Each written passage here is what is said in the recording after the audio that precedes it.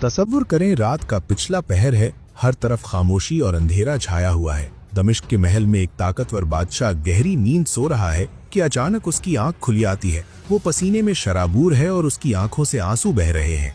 उसने ख्वाब में दो आलम के सरदार नबी करीम सल्लल्लाहु अलैहि वसल्लम की ज़ियारत की है, जो दो सुनहरे बालों वाले अजनबियों की तरफ इशारा करके फरमा रहे हैं, ए महमूद, मुझे इन दो कुत्तों से बचाओ। ये कोई आम ख्वाब नहीं था और ना ही ये कोई आम बादशाह था। ये एक पुकार थी तारीख के सबसे लर्ज़ाखीज़ और पुरस्रार साजिश को बेनकाब। ये दास्तान है तारीख़ इस्लाम के उस अजीम दरवीश सिफत और बहादुर हुक्मरान की, जिसने तलवार से ज़्यादा अपने तकवा और अदल से दुनिया को फतह किया।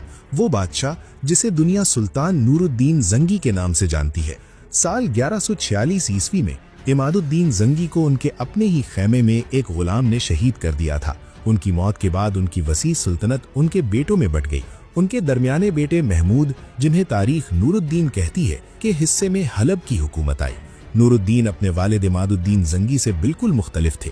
इमादुद्दीन इंतहाई सख्त गीर और गुस्सेल मिजाज थे, लेकिन नूरुद्दीन एक इंतहाई नर्म दिल, परहेजगार, आलिम दीन और सूफी मिजाज इंसान थे। वो रातों को उठकर तहज्जुद पढ़ते और दिन को घोड़े की पीठ पर बैठकर सलीबियों से लोहा लेते। उन्होंने अपने वालिद के मिशन को आगे बढ़ाया, मुस्लिम उम्मा का इत्तेहाद और बैतुल मुकद्दस की आज़ादी। इमादुद्दीन जंगी की फतूहात का बदला लेने के लिए पोप के हुक्म पर पूरे यूरोप से लाखों की तादाद में सलीबी फौजें मशरिक़े वुस्ता की तरफ दौड़ पड़ी। इसे दूसरी सलीबी जंग या सेकंड क्रूसेड कहा जाता है। फ्रांस और जर्मनी के बादशाह खुद इस फौज की क़यादत कर रहे थे। उनका सबसे बड़ा निशाना दमिश्क था। 1148 ईस्वी में सलीबियों ने दमिश्क का मुहासरा कर लिया। दमिश्क का मकामी हुक्मरान घबरा गया और उसने नूरुद्दीन जंगी से मदद मांगी। नूरुद्दीन, जो उस वक्त हलब में थे, आंधी और तूफान की तरह अपनी फौज लेकर दमिश्क पहुंच गए। नूरुद्दीन की जंगी हिकमत अमली और उनके जलाल ने लाखों की सलीबी फौज के छक्के छुड़ा दिए। फ्रांस और जर्मनी के बादशाहों को जलील होकर दमिश्क का मुहासरा उठाना पड़ा और वो खाली हाथ यूरोप वापस लौट गए। 1154 ईस्वी में दमिश्क वालों ने खुद शहर के दरवाजे नूरुद्दीन जंगी के लिए खोल दिए और यूं शाम यानी सीरिया मुकम्मल तौर पर एक इस्लामी परचम तले मुत्तहिद हो गया। ये नूरुद्दीन जंगी की जिंदगी का सबसे सनसनीखेज और ईमान अफरोज वाक़या है, जो 1162 ईस्वी यानी 557 हिजरी में पेश आया।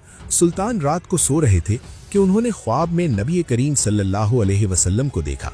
आप सल्लल्लाहु अलैहि वसल्लम ने और सुनहरे बालों वाले आदमियों की तरफ इशारा करके फरमाया, ए महमूद, मुझे इन दो कुत्तों से बचाओ। ये कोई आम ख्वाब नहीं था और ना ही ये कोई आम बादशाह था। ये एक पुकार थी, तारीख के सबसे लर्ज़ाखीज और पुरस्रार साजिश को बेनकाब करने की पुकार। सुल्तान घबरा कर उठे, वजू किया, नफिल पढ़े और फिर सो गए। ये ख्वाब इसी रात मुसलसल 3 बार आया। तीसरी बार सुल्तान रोते हुए बिस्तर से उठे। उन्होंने अपने सबसे अक्लमंद और नेक वजीर जमालुद्दीन मौसली को बुलाया और सारा माजरा सुनाया। वजीर ने कहा, सुल्तान, ये रोने का वक्त नहीं। मदीना मुनव्वरा में कोई बहुत बड़ी साजिश हो रही है। आप फौरन मदीना रवाना हो। नूरुद्दीन जंगी ने तेज रफ्तार घोड़ों और खच्चरों पर बेतहाशा सोना, चांदी और तहाइफ लादे और अपने कुछ खास मुहाफिजों के साथ दमिश्क से मदीना की तरफ निकल पड़े।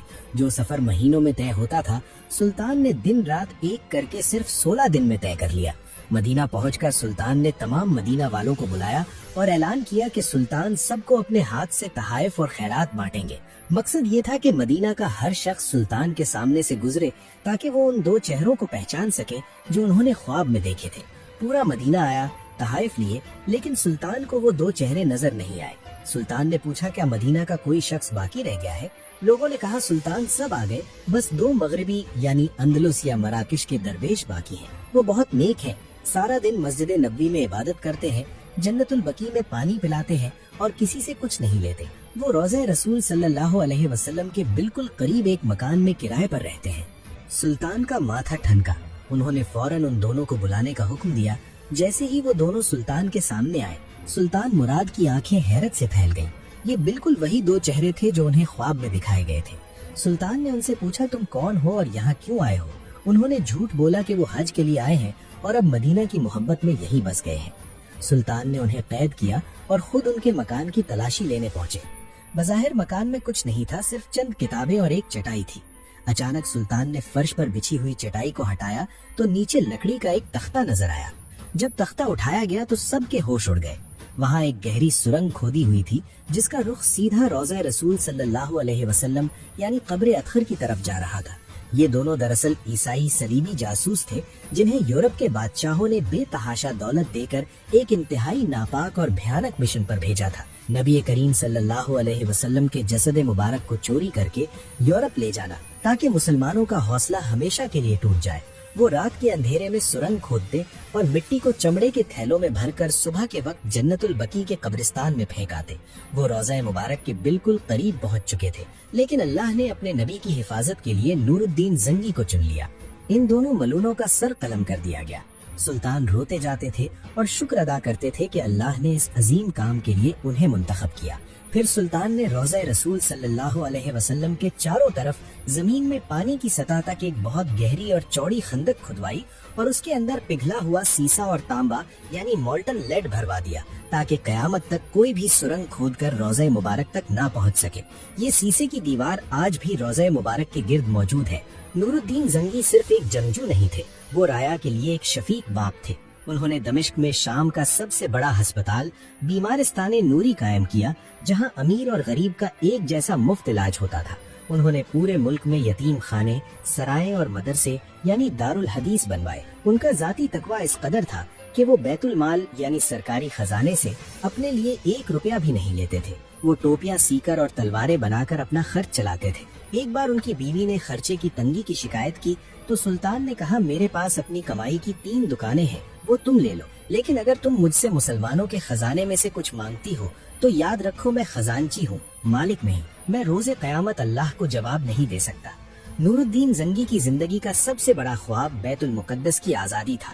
وہ اس دن کے لیے اتنے بے چین تھے کہ انہوں نے حلب کے بہترین کاریگروں کو بلا کر لکڑی، ہاتھی دانت اور موتیوں سے ایک انتہائی خوبصورت اور عظیم الشان ممبر یعنی پلپٹ تیار کروایا۔ لوگوں نے پوچھا، سلطان یہ کس لیے ہے؟ سلطان نے جواب دیا، یہ مسجد اقصیٰ کے لیے ہے۔ جب ہم یروشلم فتح کریں گے تو میں یہ ممبر اپنے ہاتھوں سے وہاں رکھوں گا۔ یروشلم فتح کرنے کے لیے مصر کو فتح کرنا ضروری تھا۔ نور الدین نے اپنے بہترین جرنیل اسد الدین شیر کو اور اس کے بھتیجے صلاح الدین ایوبی کو مصر بھیجا۔ صلاح الدین نے مصر فتح کر کے وہاں سے فاطمی خلافت کا خاتمہ کیا اور پورے مشرق وسطیٰ کو ایک جھنڈے تلے کھڑا کر دیا۔ بیت المقدس کی فتح کا سٹیج تیار ہو چکا تھا۔ مئی 1174 عیسوی میں جب نور الدین یروشلم پر آخری اور فیصلہ کن حملے کی تیاری کر رہے تھے، انہیں گلے کے شدید انفیکشن یعنی کوئنسی نے گھیر لیا۔ 15 مئی 1174 عیسوی کو 56 سال کی عمر میں یہ عظیم الشان اور درویش صفت حکمران دمشق کے قلعے میں خالق حقیقی سے جا ملا۔ انہیں دمشق میں انہی کے بنائے ہوئے مدرسہ نوریہ میں دفن کیا گیا۔ نور الدین زنگی تو یروشلم فتح نہ کر سکے، لیکن ان کا خواب ان کے شاگرد صلاح الدین ایوبی نے 1187 عیسوی میں پورا کیا، اور جب صلاح الدین ایوبی فاتح بن کر مسجد اقصیٰ میں داخل ہوئے تو سب سے پہلے حلب سے وہی نور الدین کا ممبر منگوایا اور اسے مسجد اقصیٰ میں نصب کیا۔